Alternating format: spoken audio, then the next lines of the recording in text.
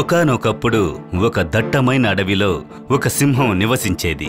ఆ సింహాన్ని చూసి అడవిలో ఉన్న జంతువులన్నీ భయపడేవి. ఏ జంతువైనా సరే ఆ గుహ వైపు వెళ్ళడానికి భయపడేవి. ఒకరోజు ఒక ఎలుక దాని స్నేహితులతో కలిసి దాగుడుమూత ఆట ఆడుకుంటూ ఉంది.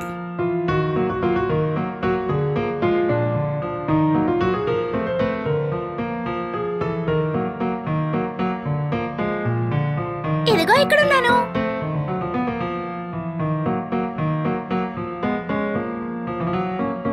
హే, ఈసారి నేను నిన్ను పట్టుకోలేకపోయాను.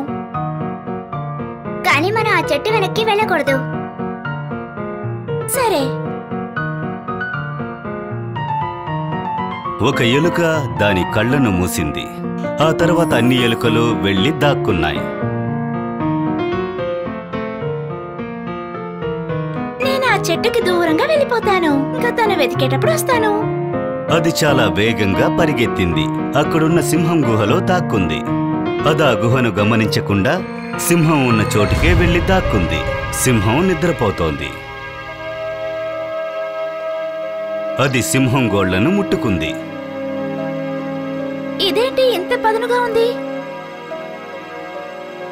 హఠాత్తుగా అరే భగవంతుడా, ఇది సింహం. అది అరవడం మొదలుపెట్టింది. సింహం మేలుకుంది. ఆ ఎలుక సింహం చేతిలో ఇరుక్కుంది. సింహం ఎలుకను చూసింది. ఏయ్ చిన్న పిల్లోడా, ఈరోజు సాయంత్రానికి నువ్వే నాకు భోజనం. అయితే ఈరోజు నేను బయటికి వెళ్ళక్కర్లేదు. ఎలుక ఏడవడం మొదలుపెట్టింది. మహారాజా, నన్ను వదిలిపెట్టండి. ఎప్పటికైనా సరే నేను మీకు సహాయపడతాను.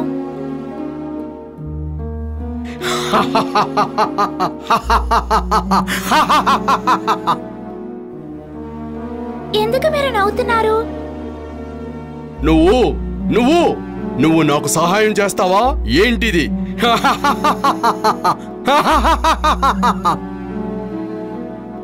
మహారాజా, దయచేసి వదిలిపెట్టండి. తప్పకుండా ఏదో ఒక రోజు మీకు సహాయం చేస్తాను. సింహం నిద్రమత్తులో ఉండడం వల్ల ఎలుకను పెద్దగా పట్టించుకోలేదు. నేనిప్పుడు పడుకోబోతున్నాను, అందుకని నా దగ్గర నుంచి వెళ్ళిపో త్వరగా. ధన్యవాదాలు మహారాజా. ఆ ఎలుక వేగంగా పరిగెత్తుకుంటూ అడవిలోకి వెళ్ళిపోయింది. అలా కొన్ని రోజులు గడిచిపోయాయి. ఒకరోజు ఆ ఎలుక ఎప్పటిలాగానే దాని స్నేహితులతో దాగుడు మూతలు ఆడుకుంటోంది. పరిగెత్తు, పరిగెత్తు. ఆ ఎలుక పరిగెత్తుకుంటూ ఒక చెట్టు వెనక్కు వెళ్లి దాక్కుంది. మనం ఇక్కడ దాక్కుందాం. అక్కడ సింహం వలలో ఇరుక్కుని ఉండడం చూసింది. అది పరిగెత్తుకుంటూ సింహం దగ్గరకు వెళ్ళింది. ఆ సింహం కన్నీళ్లు కార్చడం చూసింది. దాని పక్కన ఏ ఒక్కరూ లేరు.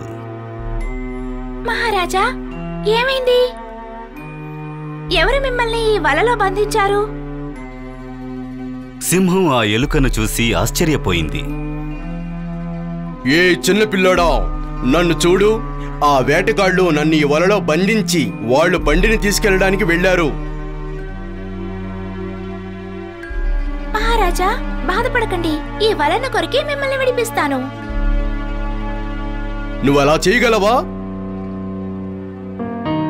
ఆ ఎలుక సమయాన్ని వృధా చేయకుండా వలను కొరికి పారేసింది. సింహాన్ని కూడా విడిపించింది.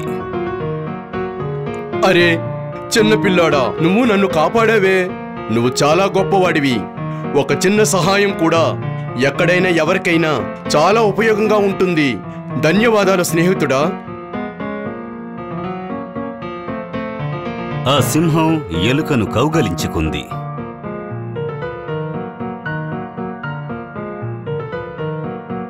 ఇందులో ఉన్న నీతి ఎవరినీ తక్కువంచనా వెయ్యకూడదు.